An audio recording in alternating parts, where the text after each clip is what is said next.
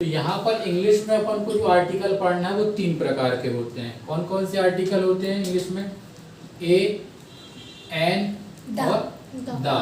ये 3 प्रकार के आर्टिकल हैं, ठीक है।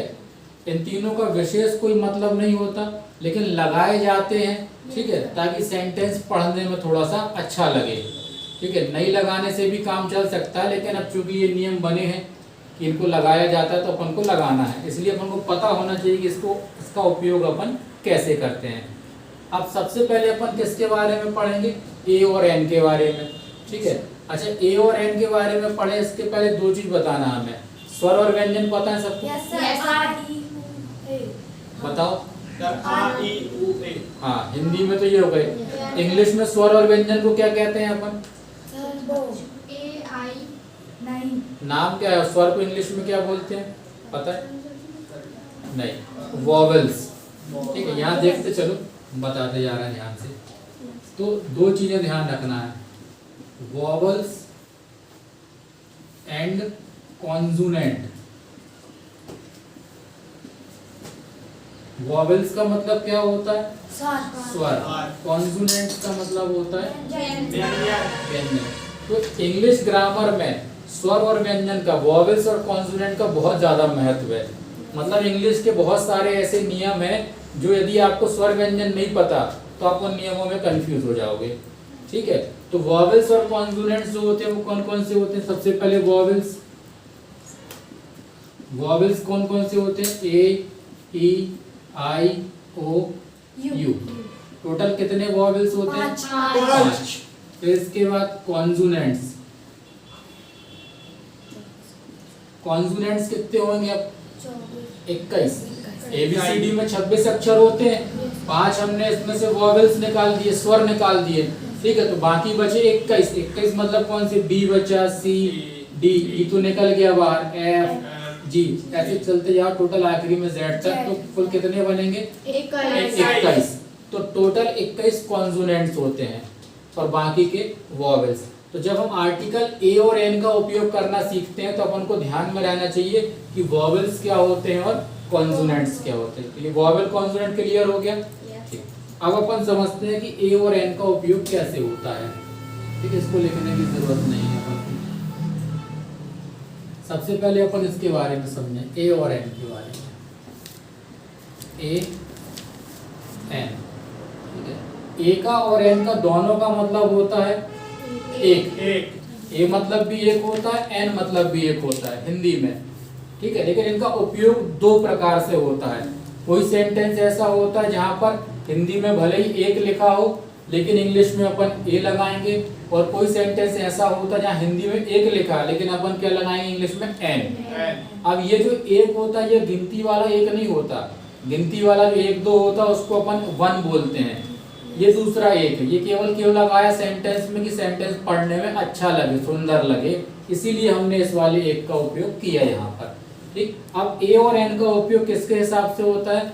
वॉवेल और कॉन्सोनेंट के हिसाब से, ठीक है। कैसे होता है? जैसे कि अपन सबसे पहले देखें एन के बारे में। तो एन का उपयोग कहाँ करना है तुम्हें? ऐसे शब्दों के पहले, ठीक है। एन का उपयोग ऐसे शब्दों के पहले करना है जिनकी शुरुआत वॉवेल से होती है, मतलब जो वॉवेल से चालू होते हैं। मतलब एन कहाँ लगाओगे? जैसे ए, ई, आई, ओ, यू, इनसे शुरू होने वाला कोई शब्द है तो उसमें क्या लगाओगे? एन, ठीक है। इसको ए एन नहीं बोलना, एन बोलना है। क्या बोलोगे? एन। एक एग्जाम्पल देखें अपन, जैसे कोई शब्द लिखा है ऑरेंज। ऑरेंज की शुरुआत किससे हो रही है? ओ। तो ओ एक वॉवेल है, यहाँ पर एन आएगा। फिर हमने जैसे लिखा यहाँ पर एप्पल, एप्पल में भी एन आएगा। फिर आइसक्रीम, आइसक्रीम में भी एन आएगा। फिर इसके बाद अम्ब्रेला लिखा हमने, अम्ब्रेला में भी एन आएगा, ठीक है। एक और कौन सा रह गया इसमें? ई। ई के लिए हमने एग्जांपल लिख लिया एलिफेंट, इसमें भी एन आएगा। समझ में आ गई बात? तो जितने भी शब्द वॉवेल से चालू होते हैं उनके पहले हमें आर्टिकल एन का उपयोग करना है। ये बहुत बेसिक सी चीज है। अभी इसमें आगे और नए नियम आएंगे वो बताएंगे हम। तो ये बेसिक चीज समझ में आ गई, ठीक है। तो जब भी कोई सेंटेंस तुम्हें पेपर में दिया आता है कि आर्टिकल भरना है, तो तुम्हें पूरा सेंटेंस पढ़ते बने ना बने कोई दिक्कत नहीं, केवल खाली स्थान के बाद वाला शब्द देखो वो क्या लिखा है, उसका पहला अक्षर स्वर है कि व्यंजन, ये देखो, और ए एन तुम्हें लगा देना है, ठीक है ना। जैसे मान लो कोई एग्जांपल आ गया तुम्हें, he is dash army man, तो हमने क्या देखा, हमसे पढ़ते भी नहीं बनेगा मान लो ना, तो हम क्या देखेंगे, आर्मी लिखा ए आया, तो मतलब ये स्वर है, तो हम खाली स्थान में एन भर देंगे। समझ में आ गई। अब दूसरी चीज अपन को देखना है ए का उपयोग कहाँ करते हैं, जब स्वर में एन लग गया तो व्यंजन में क्या लगेगा, ए लगेगा। तो ए का उपयोग अपन कहाँ करेंगे, कॉन्सोनेंट्स के पहले, कॉन्सोनेंट्स के, समझ लो तो ये तो आ ही जाता है, ठीक है। ए का उपयोग करेंगे कॉन्सोनेंट्स के पहले, कॉन्सोनेंट्स कौन से, बी सी डी एस इस टाइप से जेड तक, ठीक है। एग्जाम्पल जैसे हमने लिखा यहाँ पर पेन, तो पेन की शुरुआत पी से हो रही है, ये कॉन्सोनेंट है, यहाँ पे ए लगाएंगे। यहाँ लिखा हमने टेबल, इसमें भी क्या आएगा, ए। फिर जैसे हमने एक एग्जाम्पल लिखा रूम, तो ए आएगा। तो ऐसे जितने भी शब्द हैं जिनकी शुरुआत कॉन्सोनेंट्स के साथ हो रही है, तो इसमें हमें क्या लगाना है, ए लगाना है। क्लियर हो गया इतना। अब एक ऐसा नियम बताएंगे जिसमें तुम्हारे सारे नियम गलत हो जाएंगे, ठीक, हाँ, और वो अपन को पेपर में बहुत काम आने वाला है। नहीं, साइलेंट टाइलेंट कुछ नहीं, यहाँ शब्द देखो। जैसे कि एक नियम है, यहाँ पर कुछ हम शब्द लिख रहे हैं पहले, तो बताना इसमें आएगा क्या। जैसे हमने लिखा SDU, NCC, अभी दा की बात छोड़ दो, अभी अपन सिर्फ बात कर रहे हैं ए और एन की। तो NCC, ठीक है ना, हमने लिखा MLA, फिर हमने लिखा यहाँ पर यूनियन, इसको हम हिंदी में भी लिख रहे हैं, इसकी ज़रूरत पड़ेगी अभी हमें, यूनियन। फिर हमने लिखा यूनिवर्सिटी, यूनिवर्सिटी। फिर इसके बाद हमने लिखा ऑनेस्ट बॉय।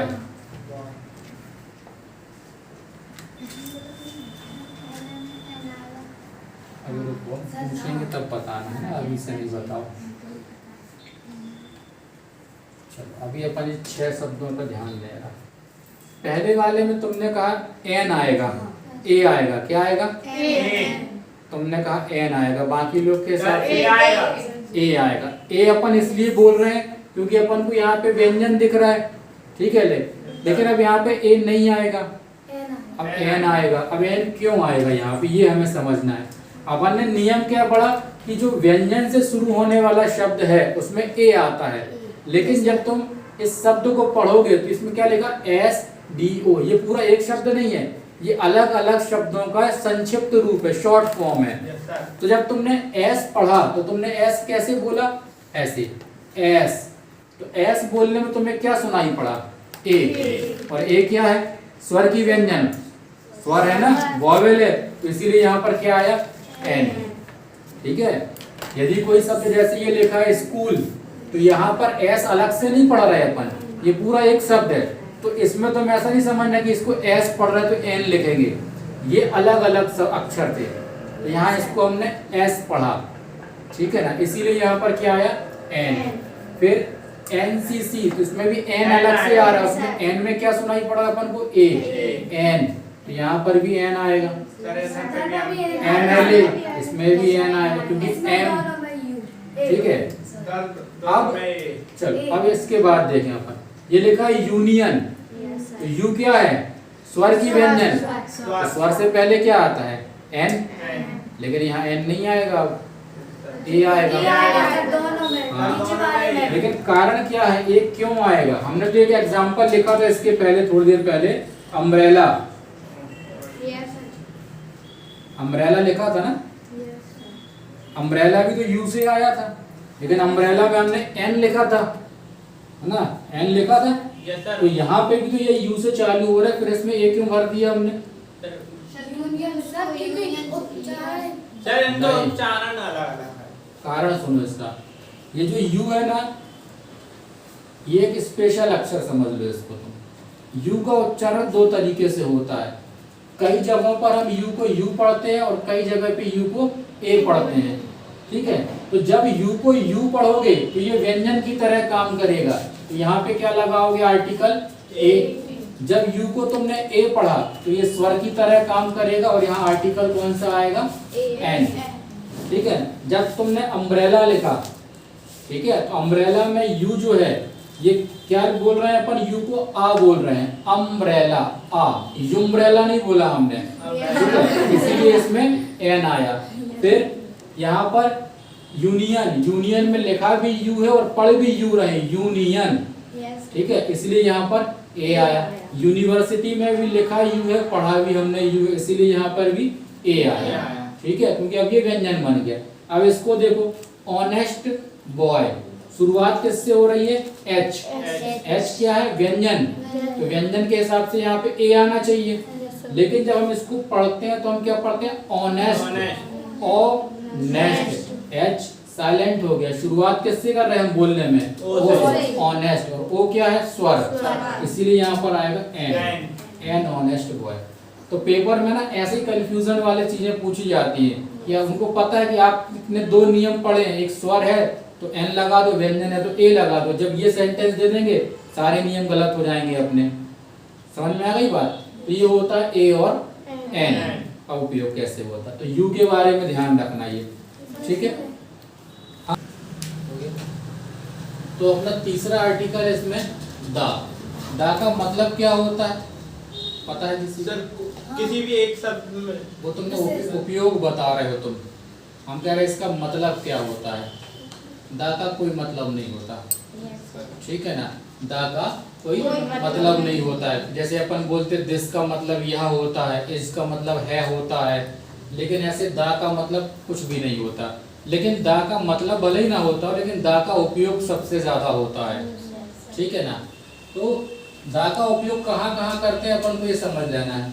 अलग अलग नियम है इसके बहुत सारे कि कहाँ लगाना है और कहाँ नहीं लगाना है। तो पहले अपन समझ लें दा कहाँ लगाना है।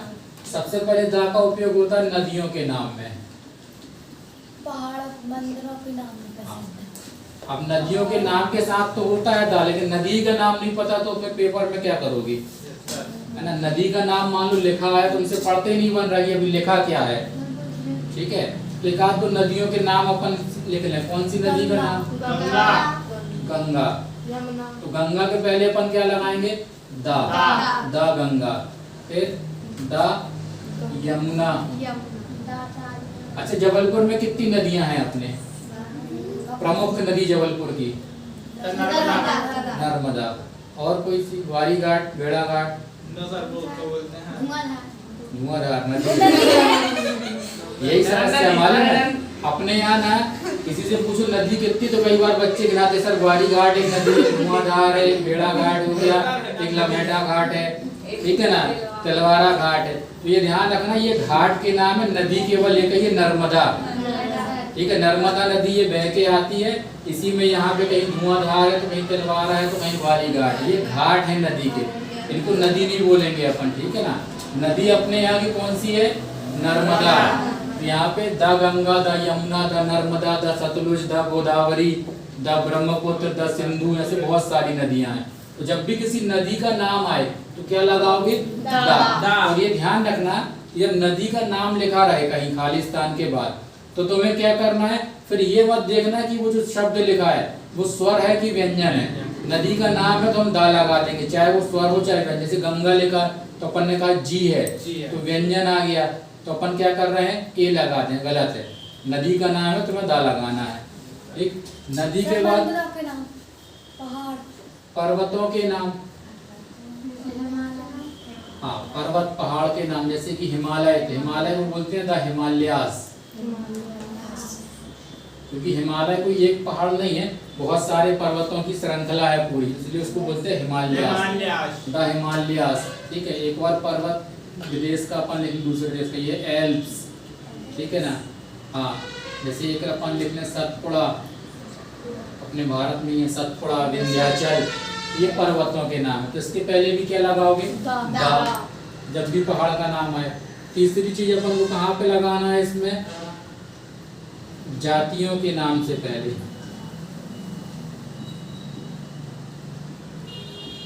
जैसे कि अपन ने कहा हिंदू, तो अपन बोलते हैं द हिंदूज, द हिंदू, मुसलमान, द मुस्लिम्स। अंग्रेज, अंग्रेज कोई ऐसी जाति नहीं होती। द हिंदूज, द मुस्लिम, ठीक है, the Christians, the Jains, the Punjabis, ठीक है। तो जो भी जाति वगैरह इसमें भी अपन दा लगाते हैं। फिर कौन सी? जो हम हैं, ठीक है। धार्मिक ग्रंथों के नाम। धार्मिक ग्रंथों के नाम कौन से? जैसे द गीता, रामायण, हाँ, गीता। रामायण को रामायणा बोलते हैं इंग्लिश में। सर नाम बिगाड़ने में उनको क्या सोचते नहीं, नाम बिगाड़ते नहीं, उन लोगों का उच्चारण ही ऐसा है कि वो जो भी चीज बोलते हैं उसमें एक आ शब्द आ जाता है आगे। उनकी भाषा अलग है ना। तो the Gita, the Ramayana, the Mahabharata, ठीक है ना, हाँ, ऐसे ही बोला जाता है। फिर द बाइबल, द बाइबल, ठीक है। ये क्रिश्चियन लोग जो होते हैं, ईसाई, जो उनकी किताब का नाम है बाइबल, ठीक है। तो ये धार्मिक किताबें जो भी होती हैं, इसके नाम में भी दा लगाना है। फिर एक नियम जो सबसे ज्यादा अपन को ध्यान में रहता है कि प्रसिद्ध इमारतों के नाम में। प्रसिद्ध इमारत के नाम बताओ एक आध। सर वो क्या गिरा था उसका? भारत में तो सबसे प्रसिद्ध इमारत मतलब होता है बिल्डिंग। सर वो गिरी थी, उसको क्या कहते हैं? न्यूज़ देखी थी। अरे यहाँ देखो, जैसे फेमस बिल्डिंग भारत की सबसे फेमस ताजमहल ध्यान आता है सबसे पहले। ताजमहल, हाँ, लाल किला को अपन रेड फोर्ट बोलते हैं। इंडिया ठीक है गेट, ना? इंडिया गेट, चार मीनार, हाँ ऐसे, ठीक है। तो ऐसी बहुत सारी बिल्डिंग है। तो जब भी किसी बिल्डिंग के बारे में बात हो रही है, किसी फेमस बिल्डिंग का नाम लिखा हो, तो उसमें अपन दा लगाएं। द पार्लियामेंट, सुना है पार्लियामेंट? संसद भवन, संसद भवन, दिल्ली में गोल सी बिल्डिंग है, खंबे Yes, sir. खंबे लगे बहुत सारे, जहाँ सारे नेता मंत्री लोग बैठते हैं, वो संसद भवन, ठीक है ना। तो इनके नाम के पहले दा लगाना है तुम्हें। फिर इसके बाद और कहाँ लगता है दा? तुम लोगों को पता भी होगा, कभी बता, जब कोई चीज खास हो बिल्कुल, यस सर, कोई चीज जब ऐसी चीज जो पूरी दुनिया में एक एक हो। इकलौती अपने तरह की अनोखी हो, ठीक है। जो यूनिक चीजें होती, अनोखी चीजें, ठीक, अनोखी चीजों को अपन क्या कहेंगे? अपने आप को मान लो ना, हमारा। ठीक है ना, यूनिक चीजें। तो यूनिक चीजों में अपन ज्यादातर किसका नाम लिखते हैं? जैसे कि द सन, नहीं, द सन, द चंद्रमा, चंद्रमा को मून बोलते हैं, द चंद्रमा नहीं, ठीक है ना। फिर द अर्थ, अर्थ मतलब क्या होता है? पृथ्वी, अपने ग्रह, क्या बोलते हैं? मंगल को मार्स कहते हैं, ठीक है। तो द अर्थ मतलब पृथ्वी, द स्काई मतलब आसमान, द वर्ल्ड मतलब पूरी दुनिया, पूरी दुनिया। ठीक है ना। तो इस टाइप के जो शब्द होते हैं, इनमें भी क्या लगाएंगे हम? दा। दा। अब इसमें ध्यान रखना एक काम की चीज, अर्थ मतलब पृथ्वी, पृथ्वी एक ग्रह का नाम है, तो पृथ्वी के नाम के पहले दा लगाया। लेकिन किसी और ग्रह के नाम की यदि बात हो, मंगल, बुध, बृहस्पति, किसी भी ग्रह के नाम के पहले दा नहीं लगाया जाता। लेकिन पृथ्वी के नाम में दा लगाते हैं। क्यों लगाते हैं? क्योंकि पृथ्वी एक अनोखा ग्रह है जिसके ऊपर इंसान रह सकता है, बाकी ग्रहों पर नहीं रहते। जैसे ब्रह्मांड में तो बहुत सारे ग्रह हैं, ठीक है, तो इसलिए बाकी में दा नहीं लगाना है, लेकिन पृथ्वी में दा लगाना है। फिर इसके बाद किसी पद के नाम के पहले, पद मतलब पोजीशन, ठीक है ना। जैसे अपन बोलते हैं the principal, the sir Modi ji का जन्मदिन था कल। द प्रिंसिपल हो गया। और कौन? मोदी जी। तो मोदी जी कौन है? अपने प्रधानमंत्री मतलब प्राइम मिनिस्टर, प्राइम मिनिस्टर। तो प्राइम मिनिस्टर में भी हम दा लगाएंगे। फिर इसके बाद द प्रेसिडेंट, प्रेसिडेंट मतलब